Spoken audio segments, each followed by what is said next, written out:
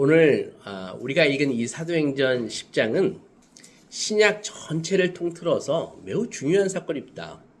그것은 이방인들에게 최초로 복음이 전파되는 사건이기 때문입니다. 물론 그 이전에도 이방인들이 복음을 전혀 듣지 못한 것은 아니었습니다. 예수님의 생애 가운데에서도 유대인들만 예수님께 나와서 구원을 받은 것이 아니라 예수님이 또 유대에서만 사역하신 것도 아니죠. 오히려 수로보니게 여인이라든지 백부장 같은 그런 이방인들에 대해 주님은 오히려 그들의 믿음을 참 이 이스라엘 땅에 이 같은 믿음을 본 적이 없다, 이렇게 칭찬하실 정도로 크게 칭찬하시고 구원을 베푸셨습니다. 분명히 구원의 역사는 이 구약 시대에서부터 이방인들을 겨냥하고 이렇게 있었습니다. 그럼에도 사도행전 10장이 신약 전체에서 아주 기념비적인 사건인 이유는 예수님이 승천하시고 성령에 의해 예루살렘과 유다에서 강력한 그 부흥이 일어나고 수많은 사람들이 이 복음의 도에 굴복해서 주님을 영접하는 구원의 놀라운 역사가 일어났는데, 10장이 바로 이방인들에게도 그 구원의 불길이 옮겨 붙어가지고 번져가는 시발점이 되는 그런 사건이기 때문입니다. 10장의 바로 앞에 9장에서 무슨 사건이 나오냐면은 그 유명한 사도 바울이, 그때는 이제 사울이었죠, 다메섹 도상으로 가다가 예수를 만나서 꼬꾸라지고 거기서 빛으로 나타나신 예수님을 만나서 이방인 선교를 위한 사도로 부름받는 사건이 9장에 나온다고요. 우리가 알듯이 사도 바울은 이방인의 사도로 쓰임 받았습니다. 그죠? 근데 매우 특이한 점은요, 사도 바울이 이방인의 사도로 쓰임 받았는데 특이한 점은 이방 선교의 그런 첫 문을 연 사람, 첫 문을 연 거는 사도 바울이 아니라 베드로였다는 것입니다. 예루살렘의 목회자이고 사도들 중에 수제자고요, 그 우두머리였던 이 베드로를 통해서 이방 선교의 문이 열렸다는 사실이 사실은 매우 흥미로운 것입니다. 그러면 베드로가 이방 선교의 문을 확 열고 그가 계속 이방 선교의 사역을 했냐? 그것은 아니라는 것이죠. 베드로는 문만 열어주고 그 다음에 열어놓은 문으로서는 사도 바울이 나가서 선교를 했습니다. 이것을 보면서 이게 무슨 뜻일까? 베드로가 문을 열었으면 자기가 선교를 하든지 왜 베드로는 문 열고 정작 나가서 한 것은 사도 바울인가? 이것을 보면서 우리는 선교에 대한 하나님의 아주 세심한 배려를 보게 되는 것입니다. 질서를 보게 되는 것이죠. 사도 바울이 분명히 다메섹 도상에서 예수 그리스도를 만나서 사도로 소명을 받은 것은 사실이지만, 만약에 사도 바울에 의해서 그 이방 선교의 문이 열렸다라고 할 것 같으면 교회는 상당한 혼란을 겪어야 했을 것입니다. 왜냐하면은 바울은 12제자가 아니잖아요. 그죠? 12제자하고는 별도로 부활하신 예수님을 만나서 독립적으로 사도로 세움을 받았기 때문에 초기에는 사도 바울을 보면서 정말 이 사도 바울 저 사람을 12제자의 레벨로, 같은 레벨로 볼 수 있어? 정말 예수를 만나긴 만난 거야? 그렇게 의구심을 갖는 사람들이 상당히 있었습니다. 그런 와중에 만약 예루살렘 교회하고는 상관없이 바울이 이끄는 그 선교팀들이 이방 선교를 시작했다면 예루살렘 교회에 있는 그 베드로와 야고보를 중심으로 한 기존의 사도들과 상당한 부딪힘이 있었을 것입니다. 그러나 하나님께서는 이방 선교의 문을 열어주시는데 베드로를 사용하셨다는 것이죠. 베드로가 그가 누구예요? 예수님의 수제자고 3년 동안 예수님 사역 처음서부터 같이 얘기했고 유대인 중에 유대인 아닙니까? 율법으로 따지면은 이방인들과 함께 사귀는 것이 옳지 않다라는 그런 율법적인 사고가 뼛속 깊숙이 갖고 있는 사람이었지만, 하나님께서 오늘 성경에 보면은 베드로의 꿈에 나타나셔서 율법의 온갖 부정한 것으로 여겨지는 그 음식을 막 강제로 먹게 하심으로써 베드로는 하나님께서 이방인들에게도 복음을 전하게끔 문을 여셨다라는 확신을 갖게 되었다는 것이죠. 그렇게 예루살렘 교회는 이방 선교에 대해서 어프로벌, 허가, 도장을 빵 찍게 되었습니다. 이렇게 하나님께서는 교회를 이끌어 가시는 방식이 결코 무질서하지 않으십니다. 오늘 우리들이 관심이 있는 것은 이 이방인들을 위한 첫 번째 이 집회, 이 고넬료의 이 집회, 이방인들을 위한 첫 번째 이 부흥회라는 것을 부흥회라고 할 수 있는데, 이 집회가 대성공을 거두었습니다. 오순절 마가다락방에서 성령께서 임하셨듯이 똑같은 성령의 강력한 기름 부으심이 베드로가 인도하는 첫 번째 그 이방인들이 모인 그 집회에서도 일어났습니다. 베드로가 인도한 이 집회가 실패했다면 우리가 뭐 본받을 이유가 없겠죠. 그러나 이 집회에서 하나님께서는 이 집회에 놀라운 축복을 주십니다. 그래서 복음의 진리를 깨닫고 성령의 강력한 기름 부어 주심을 경험해서 이제 이 고넬료 집안의 이 역사를 통해서 하나님을 전혀 모르던 깜깜한 그 이방의 땅에 복음이 전파되고 하나님 나라의 불길이 당겨지는 놀라운 역사가 일어났습니다. 이방 선교의 장을 여는 이 역사적인 말씀 집회가 어떻게 이루어졌을까요? 구절을 보면은 이튿날 그들이 길을 가다가 그 성에 가까웠을 그때에 베드로가 기도하려고 지붕에 올라가니 그 시각은 제6시더라. 그렇게 나와 있습니다. 베드로가 기도했습니다. 기도 중에 이상이 보였죠. 환상이 보였죠. 하늘이 열리고 하나의 그릇이, 커다란 그릇이 내려오는데 그 안에 각종 네 발 가진 짐승과 기어다니는 벌레, 공중에 날아다니는 그런 나방, 뭐 이런 것들이 막 가득 있었습니다. 보니까 보기만 해도 막 혐오스러운 거예요. 근데 하늘로부터 소리가 있어서 무슨 소리가 있냐면은 베드로야, 너 그것들을 먹어라 라고 말씀하시는 것입니다. 기겁을 했죠. 왜냐하면 그것은 율법적으로 부정한 것들이어서 도저히 먹을 수 없는 것들이었습니다. 베드로는 당장 거부했습니다. 주님, 그럴 수 없습니다. 부정하고 깨끗하지 아니한 이것을, 이 더러운 것을 나는 결코 먹을 수 없습니다. 다시 소리가 들렸습니다. 하나님께서 깨끗하신 것을 네가 부정하다고 하지 말라 하시면서 먹으라 그러시는 거예요. 다시 또 거부했죠. 똑같은 환상, 똑같은 대답, 똑같은 요구가 3번 연거푸 있고 그 그릇은 다시 하늘로 올라갔습니다. 베드로는 그 환상을 당장은 이해할 수 없었습니다. 왜 그랬을까요? 왜 이 하나님께서 알려주신 이 환상의 의미를 베드로는 이해가 안 됐을까요? 그 이유는 유대인인 베드로가 편견으로 가득 차 있었기 때문입니다. 어떤 편견? 이방인들에게는 복음이 전파될 수 없어. 이 복음은 유대인들만의 것이야 라는 편견입니다. 그러면 정말 예수께서도 그렇게 말씀하셨느냐? 그것은 아닙니다. 결코 아닙니다. 우리가 잘 알듯이 사도행전 1장 8절에서 뭐라고 그러셨어요? 오직 성령이 임하시면 너희가 권능을 받고 예루살렘과 유대와 그다음 어디요? 사마리아와 땅끝까지 이르러 내 증인이 될 것이다. 예수님이 직접 말씀하셨거든요.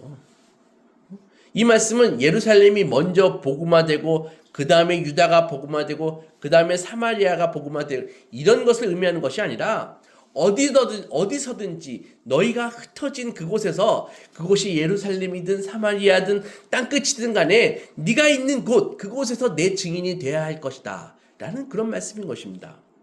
예수께서 분명히 그렇게 말씀하셨는데 워낙 이 유대인의 이 율법적인 편견이 두터우니까 주님의 말씀이 머리에 입력이 되지 않았었습니다. 아무튼 요바는 이제 이스라엘의 그 해변가에 있는 도시예요. 요바에 사는 무두장이 시몬의 집에 살던, 거기서 베드로가 머물러서 기도를 하고 있었거든요. 무두장이라는 말은, 무두장이가 뭐예요? 무두장이가 무두 이렇게 세우는 사람입니까? 무두장이는 가죽을 이렇게 가공하는 사람을 무두장이라고 그러는 거예요. 그러니까 그 가죽을 이렇게 가공하는, 가죽이 처음 벗기면 굉장히 딱딱하거든요. 근데 그걸 아주 부드럽게, 그래서 그 가죽으로 가방도 만들고 옷도 만들고, 그 당시 아주 유명한 직업인데, 그 시몬이라는 사람이 무두장인데 그 집에 베드로가 머물면서 기도를 하고 있었습니다.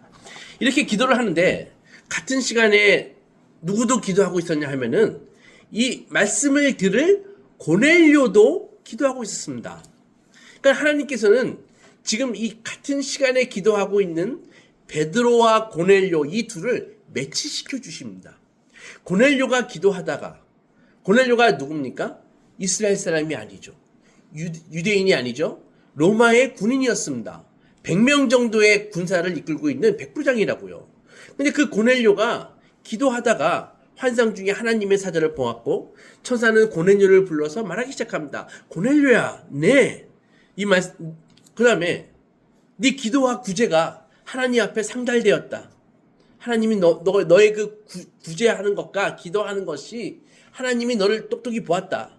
그리고 네가 지금 사람들을 보내서 요빠에 베드로라 하는 사람 시몬을 청해서 나의 말을 듣거라. 이렇게 천사가 고넬료에게 말했습니다.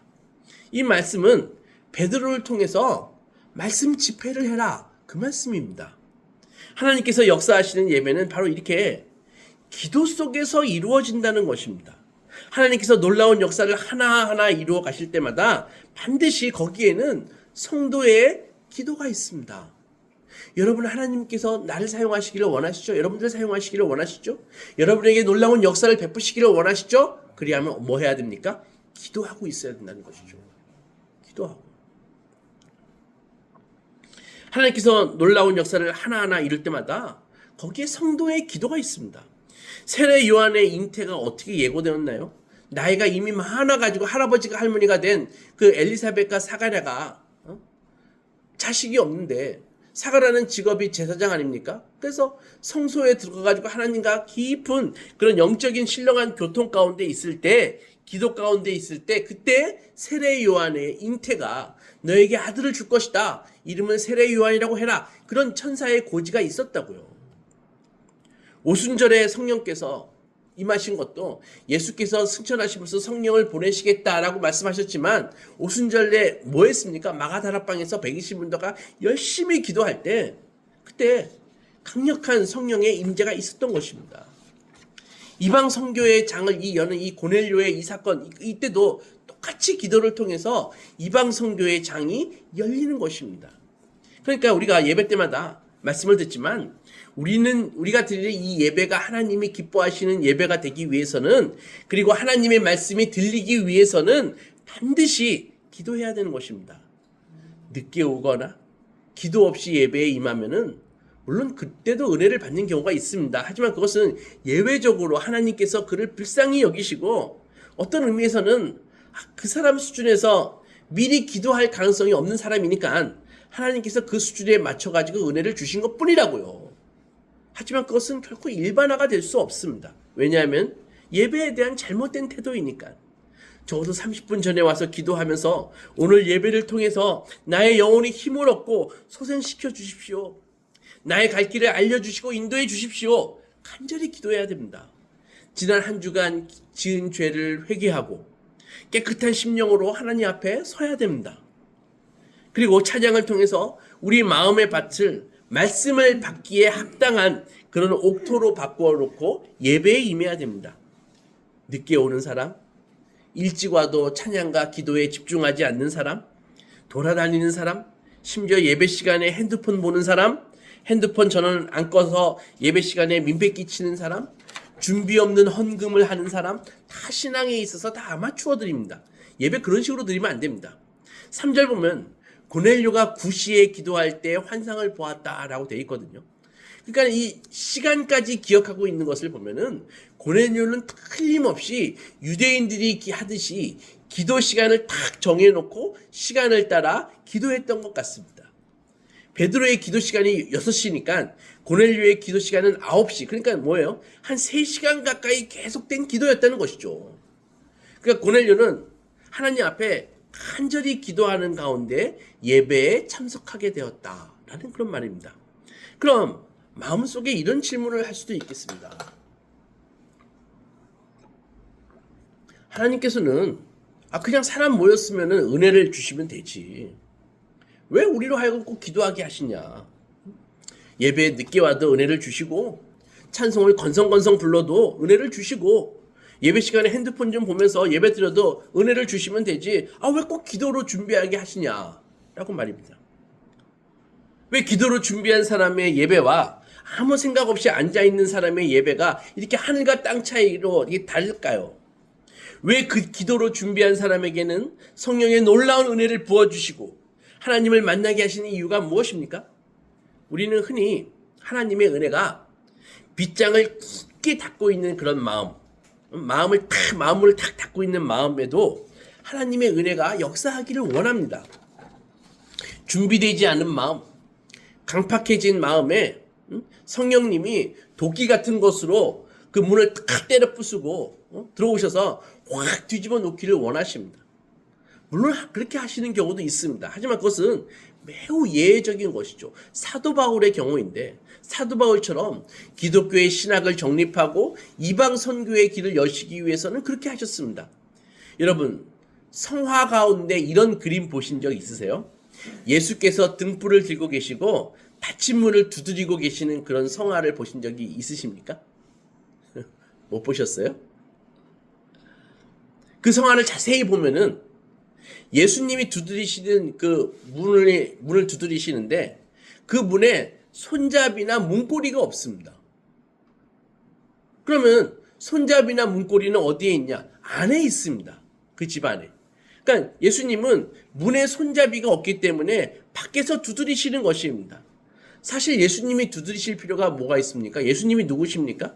말씀 한마디만 하면은 성난 파도도 잔잔하게 하시는 분인데 그까지 문 하나 정도야 문아 부셔져라 열려라 참게 하면서 들어가시면 되지. 왜 문 밖에 서서 예수님이 문을 두드리십니까? 하지만 예수님은 두드리십니다. 계시록 3장 20절에 뭐라 그렇게 나와 있습니까? 볼지어다 내가 문 밖에 서서 두드리노니 누구든지 내 음성을 듣고 문을 열면 내가 그에게로 들어가 그와 더불어 먹고 그는 나와 더불어 먹으리라. 이것은 신앙의 인격적인 것을 보여주십니다. 예외적인 것이 없는 것은 아니지만 그것은 아주 예외적인 것이고 일반적으로 우리들이 기대할 수 있는 것은 이렇게 예수님의 인격적인 모습이라는 것이죠. 귀신이 그 더러운 놈들이 왜 더럽다고 얘기합니까? 걔네 인격이 없어요. 그냥 들어가는 겁니다. 거부해도 자꾸 들어올라 그래요. 그죠? 예수님은 결코 그렇게 안 하신다는 것이죠. 예수님은 밖에서 두드리시면서 마음문을 여는 사람에게만 들어가신다는 것입니다. 마음문. 설교자가 은혜를 주는 게 아닙니다. 설교자가 할 수 있는 일은 설교를 통해 말씀을 성도들이 주님의 음성으로 잘 받아들이고 이해할 수 있도록 도울 뿐입니다. 하지만 그것만으로는 안 됩니다. 성령의 역사가 필요합니다. 이렇게 말씀을 인격적으로 받아들이고 이해하는 곳에 성령님의 역사가 동반될 때 믿음이 생기는 것입니다. 근데 주님께서는 두드리십니다. 얼마나 놀랍나요? 문을 두드리는 사람이 옆집 남자라면은 이해가죠. 당연히 두드려야죠. 내가 내 허락 없이 우리 집에 내 마음에 들어올 수가 없습니다. 하지만 두드리시는 분이 누구십니까? 창조주이시고 우리를 위해 십자가에 못 박히신 분이고 자기 목숨을 우리의 대속물로 주신 그분이 겸손하게 오늘도 두드리신다고요. 그렇게 신앙은 인격적인 것입니다. 예수님이 문을 두드리실 때도 문거리 없는 그런 문에서 초라하게 서가지고 두드리십니다. 그럼 이것이 기도와 무슨 상관이 있을까요? 여러분, 인격의 자리는 마음입니다. 마음속에 지정의가 다 들어있습니다. 마음은 몸을 움직이는 사령부입니다. 그러니까 하나님의 은혜도 바로 마음을 통해서 오는 것입니다. 말씀이 성도의 그 이해를 통해서 마음으로 내려가고 마음에서 변화가 일어나서 인격과 지성, 감정과 의지를 움직입니다. 이런 것들이 쌓여서 이런 과정이 우리를 변화시키는 것입니다. 말씀이 머리로 들어가서 그 다음에 마음으로 내려가고 마음에서 인격에서 나의 삶으로 갈 때 우리는 새 사람이 되는 것입니다. 우리가 은혜 받기를 원하지만 하나님의 은혜는 그냥 밀려오는 게 아닙니다. 세례 요한을 아시죠?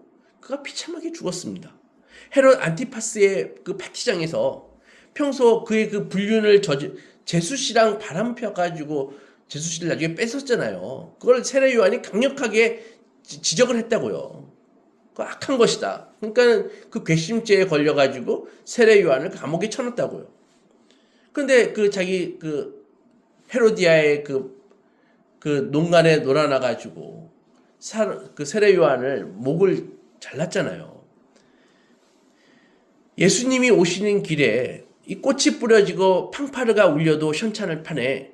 왜 주님은 이 세례 요한의 그 효수형이라는 그 피가 난자한 그 길을 걸어서 오셨을까요?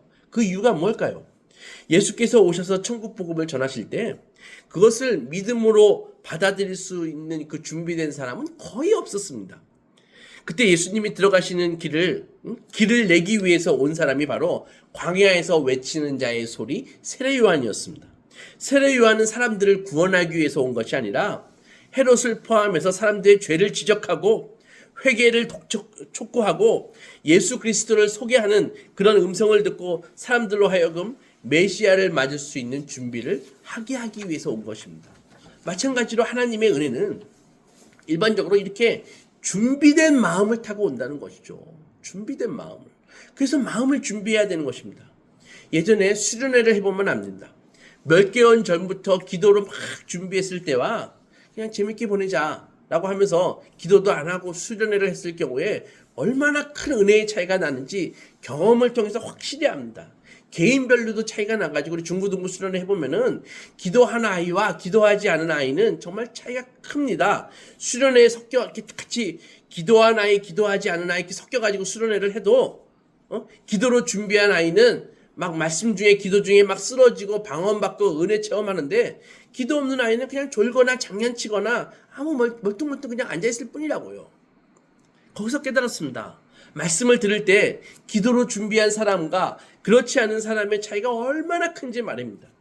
그러면 왜 기도하는 사람에게 하나님께서는 더 큰 은혜가 임하고 기도하지 않고 말씀을 받는 사람에게는 거의 은혜가 임하지 않을까요? 왜 그럴까요? 그 답은 어렵지 않습니다. 말씀을 사모하면서 오랫동안 기도할 때 그 기도자의 마음밭이 하나님의 말씀을 받아들일 수 있는 옥토가 된 것입니다. 생각해 보십시오. 우리는 지금까지 수많은 시간 동안 정말 말씀을 많이 들었습니다. 하지만 그 말씀이 우리 심령에 심겨지는 말씀보다는 놓치고 흘러가는 말씀이 훨씬 더 많다는 사실을 알고 있습니다. 그러니 우리 마음의 밭이 놀랍도록 기경되지 않으면은 수많은 하나님의 말씀이 떨어져도 그 말씀은 그냥 길가에 뿌려지고 가시밭에 떨어지고 돌밭에 떨어져서 말라버리고 찔려버리는 것입니다. 아무 유익이 없습니다. 기도 없이 예배를 백날 드려도 무슨 변화를 기대하기 어렵습니다. 그래서 항상 그런 사람이 드리는 예배가 남의 잔치가 되어버린다니까요. 남의 잔치가. 그래서 새해에는 말씀의 은혜 받기 위해서는 반드시 기도해야 됩니다. 예배 때마다 일찍 나와서 기도하십시오. 기도하는 동안에 주님의 말씀을 받아들이지 못하게 하고 있는 많은 나의 이 패역함, 굴곡지고 거친 마음, 하나님을 향한 반항심 이런 것들이 기도의 눈물을 통해서 다 부서지고 제거되는 것입니다. 그래야 마음의 말씀을 듣고 결실할 수 있는 옥토가 됩니다. 그런 기도를 통해서 높아진 마음은 낮아지고 주저앉고 절망하는 마음은 적절히 이렇게 도두어지면서 마음이 기경되는 것입니다. 이렇게 옥토가 된 마음에 하나님의 은혜의 해가 쫙 떠오르면은 그 하나님의 그 진리의 빛, 구원의 빛, 능력의 빛이 나의 이 어두운 마음 구석구석에 탁 안 비치는 곳이 없이 그렇게 하나님 앞에 탁 비춰지면서 준비가 되는 것입니다. 똑같이 앉아서 예배를 드려도 어떤 성도는 하나님을 만나서 문제 해결을 받고 새 길이 열리고 세상이 모르는 지혜와 평안을 얻고 기쁨과 찬양을 쏟아내는데 어떤 성도는 차가운 거절감을 느낍니다. 네 그 가식적인 기도 나는 안 받아. 이런 거절감. 그래도 지각이 있는 사람이나 이런 거절감이라도 느끼죠. 하나님이 나만 소외시키는 것 같다라는 느낌을 받습니다. 그러나 오히려 반대입니다. 하나님이 자기를 소외시키기 전에 자기가 먼저 하나님을 소외시킨 것입니다. 그러니까 기도하지 않고 예배에 임해서 은혜를 받겠다고 하는 것은 그건 종교적인 요행수를 바라는 것입니다. 드물게 은혜가 있을 수 있지만 그것을 황소가 뒷걸음치다가 개구리 밟는 것이고 한국교회의 많은 성도들이 열심히 신앙생활을 하다가 무슨 연유로 한번 주저앉으면은 더 이상의 기쁨을 잃어버립니다. 왜 그럴까요? 예수 믿는 기쁨이라는 것이 그냥 교회에 나가서 일하고 직분이 이렇게 좀 올라가고 그런 즐거움밖에 없기 때문입니다. 물론 그것도 하나님의 사랑에 그 이유가 될 때는 신앙이 도움이 되지만 그런 순수한 사랑이 식고 신앙이 잠들게 되면 그 다음에는 차가운 종교적인 의무만 남는 것입니다. 신앙에 그런 의무도 기쁨도 있지만 더 본질적으로 성도가 배워야 할 기쁨은 바로 나같이 어리석고 부족한 인생이 하나님의 말씀을 들으면서 내가 주님을 닮아가고 있구나 라고 하는 그 성화의 기쁨, 이것을 추구해야 된다는 것이죠. 사랑하는 소망교회 성도 여러분, 우리가 기도가 막히는 이유가 무엇입니까? 다시 말해, 기도할 때 할 말이 없는 그런 이유가 뭘까요? 어떤 분들이 많이 그러죠. 나 기도할 때 할 말이 없어. 정말 30초, 1분 하면 더 이상 할 말이 없어. 왜 그럴까요? 그것은 하나님 앞에 자기 인식이 빈약하기 때문입니다. 하나님 앞에선 자기 인식이 깊고 풍부해지면은 그러면 기도도 새롭게 살아나서 풍부해지는 것입니다. 그러면 자기 인식은 어떻게 풍부해질 수 있냐? 그것은 바로 말씀을 통해서 내가 누구인지 깨달을 때 그때 하나님 앞에 할 말도 많이 생기는 것입니다. 그러니까 매일 하나님에게 이것 주세요, 저것 주세요 하는 기도 가지고는 하나님과의 그 인격적인 그런 관계가 생기기가 어렵습니다. 생각해 보십시오. 맨날 자식이냐고 하나 와가지고 아빠 어저께 내가 부탁한 거 해놨어요. 돈 좀 마련해 놓으라 그랬잖아요. 그 다음 날도 또 와가지고 아빠 해줄 거예요? 안 해줄 거예요? 그런 게 자식입니까? 웬수지? 설령 그런 용무가 있다고 하더라도 공손히 들어와서 인사를 하고 아버지 좀 표정도 좀 살피면서 간밤에 잠은 잘 주무셨습니까? 기체만강하십니까? 어디 불편한 데는 없으세요? 이렇게 인격적인 관계에서 오가고 인격적인 관계가 오가는 가운데 뭐 다른 것도 오가는 것이지 맨날 뭐 맡겨놓은 채권자처럼 찾아와가지고는 매일 달라고 하면은 이게 뭡니까? 기도도 마찬가지입니다. 어떤 분들은 기도에 향기가 없습니다. 매일 청구서만 내미는 것이죠. 자식이라도 매일 와가지고 맨날 청구서만 내밀면은 꼴 보기 싫을 거 아니에요. 기도가 풍부해지려면 그 기도 속에서 자기의 빛이 있어야 됩니다. 그래서 말씀에 비추인 자기를 보면서 내가 누구인지 깨닫게 됩니다. 맨날 주세요 주세요 하다가 그것도 괜찮아요. 어느 순간에 깨닫습니다. 아, 하나님이 나의 이 고통스러운 기도 제목을 가지고 나를 지금 다루고 계시는구나. 나는 매일 하나님의 호주머니만 관심 있고 기대했지만 하나님께서는 이 기도 제목을 가지고 당신께 오게 하셔가지고 내가 정말 하나님을 기쁘시게 하고자 하는 사람인지 나는 정말 믿음으로 사는 사람이었는지 이런 풍성한 회개의 빛으로 나를 인도하시는구나 깨닫게 된다는 것입니다. 그때 우리의 기도는 풍성해지고 인격적인 기도가 되는 것입니다. 말씀을 듣기 전에 이런 기도를 통해서 하나님과 자신과의 그 관계에 무엇이 필요한지를 생각나게 하십니다. 내년도 우리 교회의 표어가 말씀으로 세워지는 교회입니다. 우리는 말씀 앞에 아무런 준비 없이 심지어 늦게 와서 준비 안 된 모습으로 예배자에 서서는 결코 안 될 것입니다. 예배를 앞두고 반드시 기도가 선행되어야 됩니다. 말씀을 듣기 전에 충분한 기도가 있어야 됩니다. 그렇지 않다면 그 말씀은 돌밭, 길가, 가시밭에 떨어진 씨앗이 되고 합니다. 새가 쪼아 먹고요. 결실 불가능합니다. 남의 잔치 되어버립니다. 내 삶에 아무런 열매도 역사도 이룰 수 없습니다. 아무쪼록 우리 소망가족 모두 다가오는 2026년도에 예배와 말씀 앞에 준비된 기도로 선행된 기도로 준비되어 주신 말씀을 한 말씀도 유산하지 않고 2026년도 새해에는 말씀의 능력으로 승리하시기 주님의 이름으로 축원합니다. 아멘. 기도하겠습니다.